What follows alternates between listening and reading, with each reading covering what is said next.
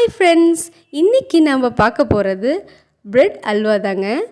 ஈஸியாக வீட்டில் நம்ம சூப்பராக செஞ்சிடலாம். இந்த பிரெட் அல்வா நம்ம கல்யாணத்துக்கு போகும்போது வைப்பாங்க இல்லைங்களா, பார்த்துருப்பீங்க. பிரியாணி கூட அப்படியே சுட சுட வைப்பாங்க கலர்ஃபுல்லாக. அதை வீட்லேயே நம்ம ஈஸியாக செய்யலாம். அதுக்கு முன்னாடி நம்ம சேனலை சப்ஸ்கிரைப் பண்ணாதவங்க சப்ஸ்கிரைப் பண்ணிடுங்க ப்ளீஸ். இன்றைக்கி இந்த பிரெட் அல்வா செய்கிறதுக்கு ஒரு 6 ஸ்லைஸ் பிரெட் தாங்க நான் எடுத்திருக்கேன். நான் கொஞ்சமாக உங்களுக்கு செஞ்சு காமிக்கிறேன். அப்போ உங்களுக்கு செய்கிறதுக்கும் ஈஸியாக இருக்கும். 3லேருந்து 4 பேர் தாராளமாக சாப்பிட்லாங்க. வாங்க எப்படி செய்யறதுன்னு பார்க்கலாம். இன்றைக்கி நான் பிரெட் அல்வா செய்கிறதுக்கு எண்ணெயில் போட்டு பொரிக்க போகிறது இல்லைங்க. ஏன்னா எண்ணெயில் போட்டு பொரிக்கும்போது நம்மளுக்கு எண்ணெய் ரொம்ப அதிகமாக குடிக்கும்போது நீங்கள் அதை சாப்பிடும்போது ரொம்ப திகட்டிடும் உங்களுக்கு. அதே மாதிரி உங்களுக்கு அஜீரணமாகிறதுக்கும் நிறைய வாய்ப்பு உண்டு. அதனால சிம்பிளான ஸ்டெப்ஸை நான் சொல்லித்தரேன், நீங்கள் பாருங்கள். நாங்கள் பசு நெய் எடுத்துகிட்டு இந்த ப்ரெட்டை நம்ம ப்ரௌனிஷாக நல்லா கோல்டன் ப்ரௌனாக நம்ம டோஸ்ட் பண்ணி எடுக்க போகிறோங்க. ஏன்னா நம்ம இது மாதிரி டோஸ்ட் பண்ணி எடுக்கும்போது நீங்கள் அந்த பிரெட் அல்வா செய்யும் போது உங்களுக்கு அஜீரணம் வராது. அதே மாதிரி உங்களுக்கு திகட்டாது. இது மாதிரி நீங்கள் கண்டிப்பாக செஞ்சு பாருங்கள். இப்போது நான் டோஸ்ட் பண்ணி எடுத்துட்டேன். இதுக்கு நான் ட்ரை ஃப்ரூட்ஸ் எடுத்துக்கிறேன். என்கிட்ட பாதாம், முந்திரி, கிஸ்மிஸ் எல்லாம் வச்சுருக்கேன். அதை நான் நெய்யில் போட்டு பொரிச்சு எடுத்துகிறேங்க. கொஞ்சமாக நெய் ஊற்றிட்டு அந்த ட்ரை ஃப்ரூட்ஸை நீங்கள் லைட்டாக வறுத்து வெளியில் எடுத்துக்கோங்க. லைட்டாக வெளில எடுத்துகிட்டு நீங்கள் அதே நெய்யில் திருப்பியும் நீங்கள் செய்ய போகிறீங்க. அவ்வளோதான், ரொம்ப ரொம்ப ஈஸியான ஸ்டெப்ஸ் தாங்க. இப்போது நாம் ஃப்ரை பண்ணியாச்சு, அதை வெளியில் எடுத்துட்டேன். இந்த 6 பிரெட் ஸ்லைஸ்க்கு நான் கிட்டத்தட்ட 250 ml தண்ணி ஊற்றுறேங்க. 250 ml தண்ணி ஊற்றிட்டு நீங்கள் இந்த பொரிச்ச ப்ரெட் இருக்கு இல்லைங்களா, அந்த பொரிச்ச ப்ரெட்டை நீங்கள் கட் பண்ணலாம் வேண்டாங்க, அப்படியே நீங்கள் சேர்த்துக்கோங்க. அப்படியே சேர்த்துட்டு நல்லா கிளறி விடுங்க. பாருங்கள், நல்லா கிளறி விட்டோடனே அந்த தண்ணி எல்லாமே நல்லா அப்சர்வ் ஆகிடுச்சு பாருங்கள். நல்லா அப்சர்வ் ஆகிற உடனே நீங்கள் கைவிடாமல் லைட்டாக கிளறி விடுங்க. சிம்மில் வச்சுருங்க. அதுக்கப்புறம் 250 கிராம் நான் சர்க்கரை ஆட் பண்ணிக்கிறேங்க. நீங்கள் நாட்டு சர்க்கரையில் செய்யணும்னு விருப்பப்பட்டீங்கன்னா அதுவும் செய்யலாம். வெல்லத்துலேயும் இதை செய்யலாங்க. இதே அளவில் நீங்கள் சேர்த்துக்கலாம். இப்போ நான் கொஞ்சம் கொஞ்சமாக அந்த சர்க்கரையை சேர்த்துட்டு அப்படியே கிளறி விடுறேன் பாருங்கள். நம்ம கைவிடாமல் கிளறணும். முக்கியமாக இதை மீடியம் சிம்மில் வச்சுக்கோங்க. இப்போ பாருங்கள், நான் நெய் சேர்த்துறேன். இதில் கொஞ்சம் கொஞ்சமாக நம்ம நெய் சேர்க்க போகிறோம்.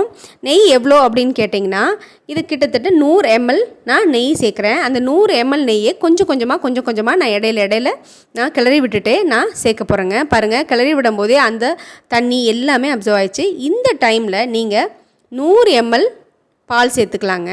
100 ml அப்படி சேர்த்துட்டு நீங்கள் கிளறி விடுங்க. 10 நிமிஷத்தில் வீட்டில் ஈஸியாக கடன்னு செஞ்சிடலாங்க. யாராவது ஒரு கெஸ்ட் வர்றாங்க, உங்களுக்கு மீலுக்கு வர்றாங்க அப்படின்னா கண்டிப்பாக இதை நீங்கள் ட்ரை பண்ணலாம். இப்போது நான் ப்ரௌன் சுகர், நாட்டு சக்கரை ஒரு 2 ஸ்பூன் சேர்க்குறேங்க. ஏன் இதை சேர்க்குறேன்னா, இது கொஞ்சம் கலரை நல்லா என்ஹான்ஸ் பண்ணி கொடுக்கும்.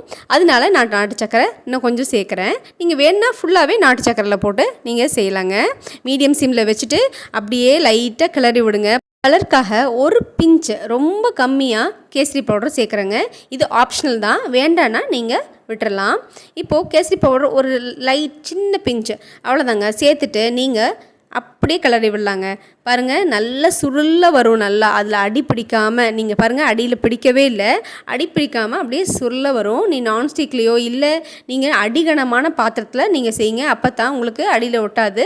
லைட்டாக கை விடாமல் கிளறுங்க. இப்போது நான் ட்ரை ஃப்ரூட்ஸை வறுத்துருந்தோம் இல்லைங்களா, அதெல்லாம் போட்டுட்டு இன்னும் கொஞ்சம் நெய் சேர்க்குறேங்க. அந்த 100 ml நெய்யை கொஞ்சம் கொஞ்சமாக இடையில நீங்கள் சேர்த்துட்டு அப்படியே கிளறி விடுங்க. செம்மையான பிரெட் அல்வா பாருங்கள், செம்மையாக ரெடி ஆகிடுச்சு. இதை வாயில் போட்டோன்னா அவ்வளோதாங்க, அப்படியே உள்ளே போயிடும். பாருங்கள், கிளறி விட அப்படியே வாசனை தூக்குதுங்க. நம்ம விட்ட பசு நெய் அப்படியே நம்மளை தூக்குது. நம்ம வறுக்கிறதுக்கும் இந்த பசு நெய் யூஸ் பண்ணோம். அதே மாதிரி நம்ம இடையிலையும் நம்ம நெய் சேர்த்துருக்கோம். அது நல்லா வாசனை கொடுக்குதுங்க, நல்ல அரோமா உங்களுக்கு கிடைக்கும். பாருங்கள், எண்ணெய் அப்படியே கசிஞ்சு சைடில் வர்றதை நீங்கள் பார்ப்பீங்க. வாங்க இப்போ இது எப்படி ப்ரெசென்ட் பண்ணுறேன்னு பார்க்கலாம். இப்போ நான் ஒரு பேன் எடுத்துகிட்டு அதில் லைட்டாக நெய் அப்ளை பண்ணி வச்சுருக்கேங்க. அதில் இப்போது நம்ம பிரெட் அல்வாவை சுட ஊற்றியாச்சுங்க. இந்த பிரெட் அல்வா செய்கிறதுக்கு நிறைய மெத்தட் இருக்குங்க. நம்ம இன்றைக்கி செஞ்சுருக்க மெத்தடை பால் ஊற்றி செஞ்சுருக்கோம். பால் ஊற்றி செய்யும்போது உங்களுக்கு ரொம்ப ஸ்வீட்டை திகட்ட உங்களுக்கு கொடுக்காது. பால் ஊற்றி செய்யும்போது டேஸ்ட்டும் சூப்பராக இருக்குங்க. நான் இன்றைக்கி உங்களுக்கு சொன்ன அளவுகளை அப்படியே உங்கள் வீட்டில் செஞ்சு பாருங்கள். அதனால தான் கொஞ்சமான குவான்டிட்டி உங்களுக்கு செஞ்சு காமிச்சிருக்கேன். பாருங்கள், சுட சுட ரெடி ஆயிடுச்சு. இந்த ரெசிபி உங்களுக்கு பிடிச்சிருந்ததுன்னா கண்டிப்பாக வீட்டில் செஞ்சு பார்த்துட்டு எப்படி இருக்குன்னு எனக்கு கமெண்ட் கண்டிப்பாக சொல்லுங்க. மறக்காமல் நம்ம சேனலுக்கு சப்ஸ்கிரைப் பண்ணிடுங்க. பெல் பட்டனும் மறக்காமல் அழுத்திடுங்க ப்ளீஸ். அப்போ தான் நான் போடுற போஸ்ட் உங்களுக்கு கண்டிப்பாக வந்து சேரும். பாய்.